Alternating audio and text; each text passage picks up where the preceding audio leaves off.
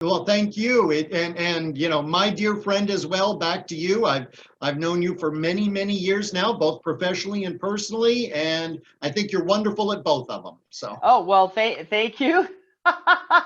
And here we are. This is I have to start off with this. I made this screen, so doggone it, we're going to look at this screen. It's there we go. business inspiration. We do this every Tuesday morning, 11:15 Eastern Daylight Time. So it's easy for you, and that's in the morning. That's AM, guys and gals. AM. I learned that lesson a few weeks ago. We're in the morning. And so we're doing this every Tuesday, and I am just inviting people who I know will give you great value and information for your short time of 25 minutes. So Russell, thank you for being here. It is wonderful to have you here. And PR, public relations. I think public relations is pretty important for any entrepreneur or owner. And so that's why I wanted to invite you today. So just real quickly, how are you doing? Just you and your biz. You doing okay? Yeah, we're doing fine. Thank you for asking. Hope you are too. It's, you know, people ask me how you doing with the whole quarantine and lockdown. And, you know, I've worked out of my house now for 7 years. PR, public relations itself, has been around for 20 plus years, working with speakers, authors, and consultants. And when Pam Lontos, our founder, retired back in March of 11, and I bought the agency, well, then 3 years later, I moved from the office into my home. So for me, working from home hasn't been, you know, any big change, any big deal. And it's, you know, it's like I've said for years, give me a modem and give me a cell phone and I can do my job from anywhere. You know, these days you don't need to be a big New York agency or an LA based agency. Half the time I'm working with international clients to the national media, and I could be talking to a New York Times reporter that lives in Cleveland and I'm in Orlando. So it doesn't matter. So thanks for asking, but we're doing fine through all this. Super. Well, I'm so glad. And I also work from home. When I left the corporate world, I said, why would I ever want to do anything else? But now during this COVID situation, we have lots and lots of corporate people working at home, and they're liking it. And I certainly can understand that without a doubt. So, with this COVID, we've kind of come through the first. I'm seeing, I feel like, I guess I'll call it. I don't know, but I'll call it the first phase. And now we're kind of moving on. How do you see the business climate changing or moving forward from here? Sure. Well, I do see a lot of calming down, if you will, as we kind of move, as you say, from phase into whatever the next phase is. A lot of people didn't know. A lot of people, there was some panic, a lot of anxiety, and I think people are now, they're getting used to it and they're adjusting. And, at first it was, oh, it'll be over by June. Oh, it'll be over by July. Oh, it'll be over by September. And, now we're looking at 2021 springtime, maybe even 2021. So the short-term mindset of, oh, I just need to get through this for a couple of weeks is over.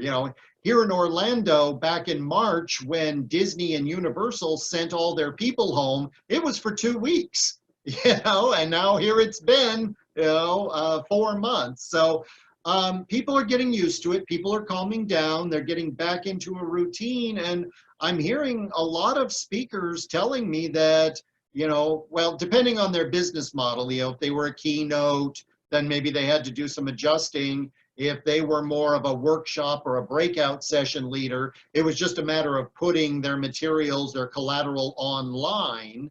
Or if they were more of a consultant trainer, they probably already had a lot online. So other than people not traveling, they're doing more just like we're doing right now. I'm hearing a lot of speakers telling me business as either, leveled off, not dropping anymore, or even starting to pick up. I'm hearing from several of them. So that's great. I've heard that too, where people are just becoming more adapted to the situation, and more companies who used to have the big events live now are going to virtual, and Yep. it's still working. It's It's fine. you know, Yeah. I mean, shockingly, I'm a people person, and I like to be around people and chat and talk and know the room. So for me, a virtual meeting is a little more difficult because I can't sit down with a couple of the attendees and just get the scoop on things. How you doing? How you feeling? And then get up and sort of throw that into the mix while I'm speaking. But Yeah. the virtual, I find it fun and interesting. So I think it's okay. So on that note, what can we as entrepreneurs and business owners, what can we do right now so that we can really start moving forward? I think it's very important to maintain your name recognition. Stay in front of your target market. It's don't pull back. Don't, it's one of those things, and I understand as budgets tighten and, as bookings go down and income goes down, you look where you can draw in a little bit on the spreadsheet. But really, publicity, you want to stay out there. You've got to stay fresh. You've got to stay current, because when this is over, you want to be top of mind. You want to have that name recognition that you had going into it. So when they do start to rebook events and online training, you're still the first one they think of it. I've used this example a lot. Back in World War II, I've been told, not that I remember, but I've been told back in World War II, Wrigley's gum, they stopped making chewing gum. There were a lot of brands, Big Red and Blackjack and Wrigley's. And when World War II started and they stopped making chewing gum, everybody stopped advertising except Wrigley's. Wrigley's kept advertising. They kept their magazine ads. They kept their billboards, but they shifted the focus. Brilliant. This is a casebook study. And they would show a picture of an empty wrapper, a used wrapper, because there was no gum. So all you have now are used. And the tagline was simply, "Remember this wrapper." And with a picture of an empty wrapper. So the war ends, they're making chewing gum again. Big Red's out of business, Blackjack is out of business, and Wrigley's chewing gum is by far and away the #1 chewing gum in the country, because they kept their name recognition. They kept up in front of their target market, still promoting, still advertising, even though they didn't have anything to sell at the time, but they maintained that name recognition in front of their target market. I love it. I love that. That is super. When you think about it, what genius that must have been. Yeah. And you're talking about a target market. What exactly? Explain to the viewers and to me, what is a target market? Sure. Well, a target market is, for lack of a better term, it's the low-hanging fruit. We always say, our good friend Darren LaCroix, Stage Time University, who we met, I love the way he phrased it. And it's whose pain can you solve, and who's going to pay you to solve their pain? Well, that's your target market. That's who you want to go after first. Now, having a target market doesn't mean you exclude other markets. You don't say no to business. If say your target market, you've established a name and you're good with insurance salesmen. You're a sales trainer. Maybe you came from the insurance industry, so you've made this niche and carved out a business in the insurance salesperson. So that's your target market. That's the people that you can relate to, people who know who you are. These are the people that you can probably pick up a phone and make one phone call and get a booking. So that's your target market. It is, somebody that knows who you are and you can get in front of them. But that doesn't mean that you turn down other business. You get a real estate company that comes to you. You're not going to say no. You get a financial planner that comes to you, and you might not say no. They're kind of sister associations. They're kind of shoulder industries that can relate to your expertise in the insurance industry. Might be a little harder to get an agricultural association or a construction association, but it's still that your target market are those whose pain you can solve and the ones who are going to pay you to solve it. Right. And so how do I figure out what my target market is? How do we find a target market? Your target market is usually pretty easy to find. Every industry out there, every business, every trade has an association. The bricklayers have an association. The painters have an association. The fashion industry has an association. Eyeglasses, anything you can think of out there has an association.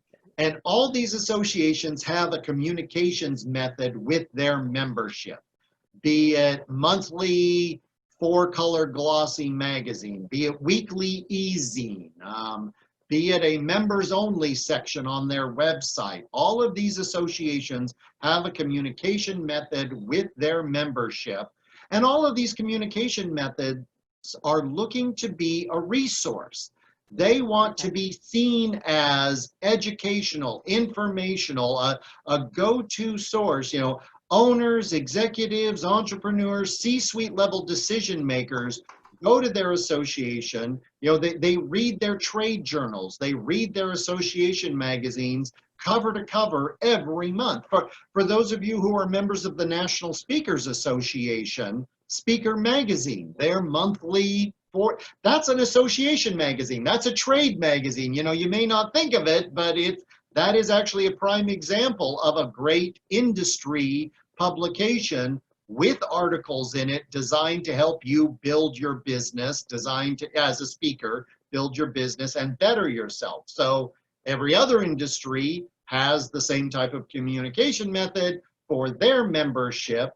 And if that's your target market, you want your content, you want your advice, your unique perspective, your fresh point of view in that publication so that you can be seen as a thought leader, it's an instant stamp of endorsement. It's instant credibility when you're in an association magazine. Now that target market, that readership of that trade magazine will know that you are the thought leader.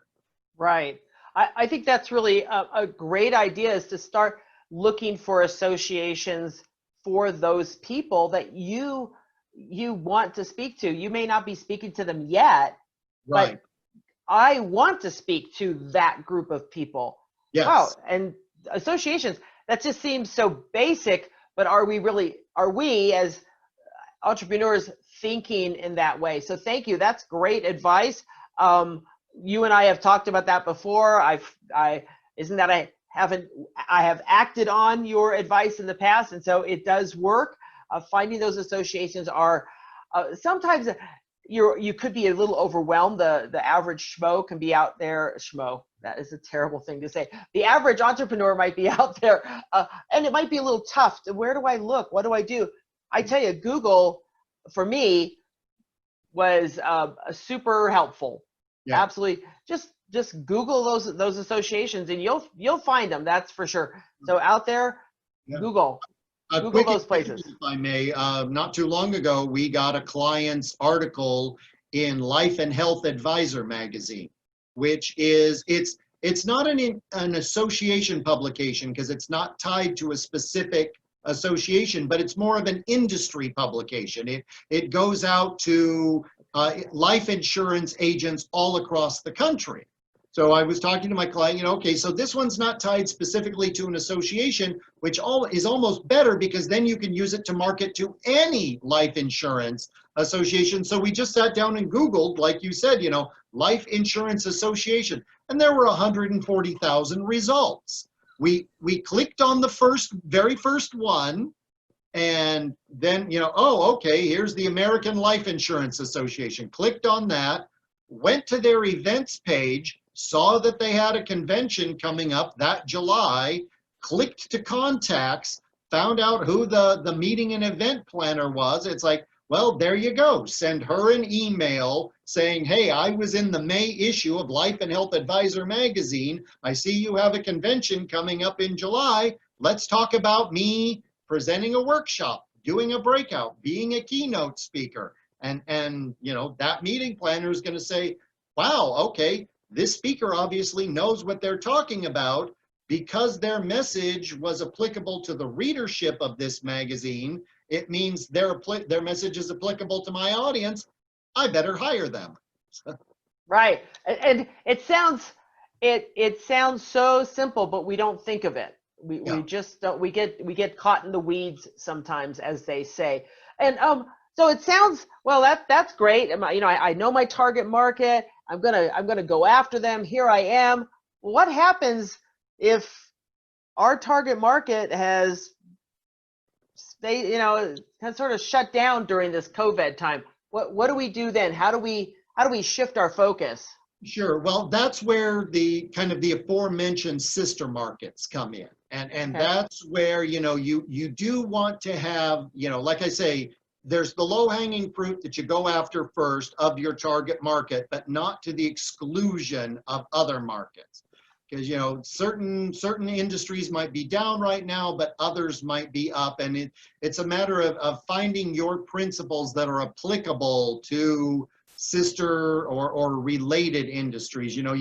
Maybe you get into a bar association magazine. That's great for the legal profession.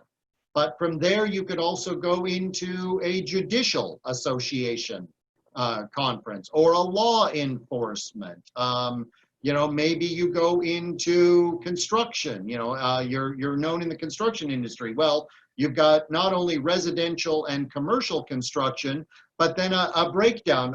One time we got a client into Hardwood Flooring magazine.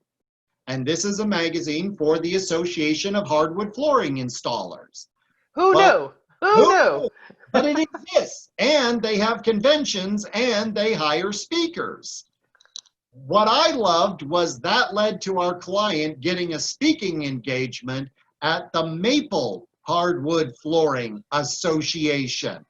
The meeting planner read his magazine in hardwood flooring and invited him to speak at the Maple. They have their own convention and they hire speakers. He came out of it saying, I've never learned so much about bowling alleys and cafeterias in my life. Or gymnasiums, they all have, anyway. And it's some of them are just, you would never think about it. A lot of people get caught up in the glamour. They want to be famous. They want, they want entrepreneur. They want Fast Company, Forbes, Wall Street Journal. Oh, I'll be rich and famous if only I can get into the Washington Post, And that's great. That's wonderful icing on the cake. It sounds great when you're being introduced to the platform. But I always like to say, Al Weiss, the legend of Al Weiss, always said, he preaches what we practice. When he says it's better to be in front of 500 people that can hire you rather than 500,000 people that aren't your target market. So, okay, that medical magazine may only have a circulation of 600 people, but those are 600 hospital CEOs. So if your target market is in the medical industry, it's more important to be in front of those 600 people than it is 6 million people who might read USA Today that day. Right. And I think it's important because I think you're correct. Especially, we want that big poof, the gold ring. We want to grab that gold ring. And if I could just be published in, if I could just reach out to them, and that's not always the answer. No. I mean, it just isn't the answer. And I think when we think of Wall Street Journal and USA Today and the big publications. I've read them. Yeah, oh, that's nice. And that's the end of it. It's not focused at someone who's really going to want you. So I think that's great advice. And I've been published thanks to you in many publications, and how wonderful that is. And it does lend to credibility when I speak to people, organizers of events and companies and people who want people to come in and train. When I can say, well, I've been published in this, and this, really, oh, well, that's super great. And they want to know more about it. So it really does lend to credibility. And I appreciate those words of wisdom. So we're really close to the end of our very short time. And I want to keep the people hanging on the ends of their seats and wanting more. So I definitely want them to know how to get a hold of you, how simple it is to work with you, because you are one kind of great guy to deal with. And so anyone out there who would like to reach Russell, it's PRPR Public Relations. Here is his email, his web information, and what would someone? They're just going to contact you and say, "Hey, Russell, tell me more." What are you going to say? Yeah, well, that's, they're going to reach out to me, go to the website, fill out the contact request form. That comes directly to me, or use the email address there. I'm always happy to have a complimentary consultation. I want to talk about your publicity needs. What are your goals? What do you hope to achieve with a good campaign? And, if PRPR is even the right agency to help you. I mean, I'm not going to waste my time and your money if we're not the right agency for you. But let's talk. Let's see what your needs and your goals for publicity are, and if we can help you, we'll talk about it more. If I'm not the right agency for you, I'll let you know that right up front.